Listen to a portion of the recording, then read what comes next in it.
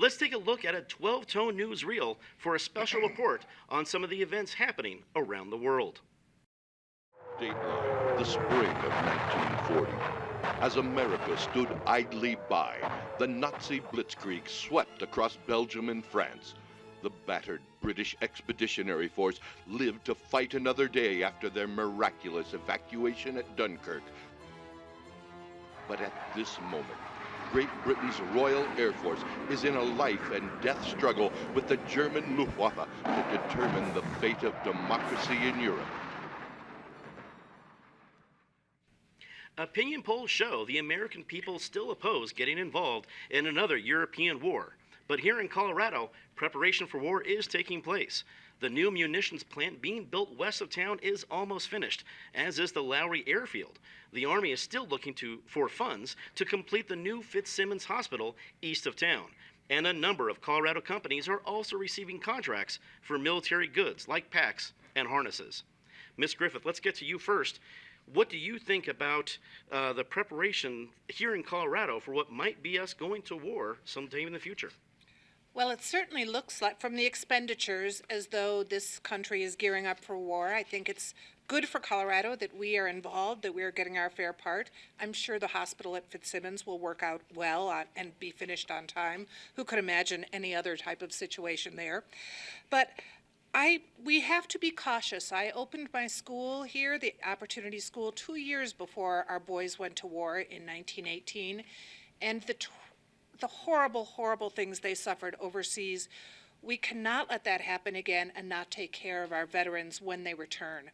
But my school educates so many of those who are from other countries. They spoke different languages. They came here because they had bad situations in their own homes. We're seeing those refugees again today. We have got to help them. We have to do as much as we possibly can to help their war efforts. Whether that means we get in the war or not, I will leave that to Washington. Attorney General Rogers, as you look at the situation, what do you think President Roosevelt should do when it comes to what's happening in Europe? He's doing exactly the right thing to give us the best chance of not having to fight, to not have the war come to us, and that means helping England with every form of aid short of war. I strongly supported his agreement he made with the British to sell them 50 old destroyers left over from the Great War in exchange for 8 naval bases, Newfoundland, Bermuda, and the Caribbean, of theirs that are now ours, so we can better defend our own Western Hemisphere. We now have the first peacetime military conscription, universal military training in the history of the country, the Burke-Wadsworth Bill. I strongly supported that. We have to build up our forces as strong as they can possibly be. That's the best way to deter the tripartite pact, Rome, Berlin, Tokyo, from attacking us. We can't be scaredy cats about this. The gods of war and hate are running wild in Europe and Asia.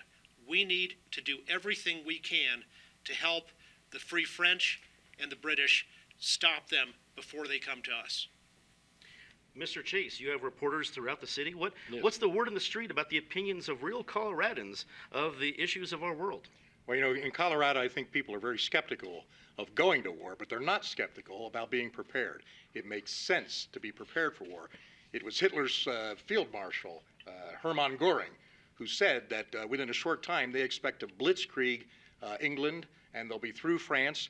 And so it looks like this war is only getting worse. It's right for us to be prepared. Now, I think that Senator Alva Adams actually has some very good ideas on war preparedness. In the Great War, there were a lot of naval engagements, of course, but I think in this new war, air battles are going to be one of the prime topics.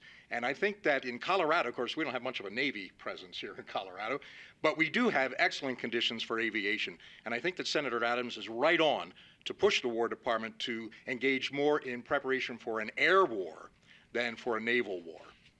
Well, as a veteran of the 72nd Balloon Company in World War I can tell you that air power can certainly be a decisive part of any sort of warfare.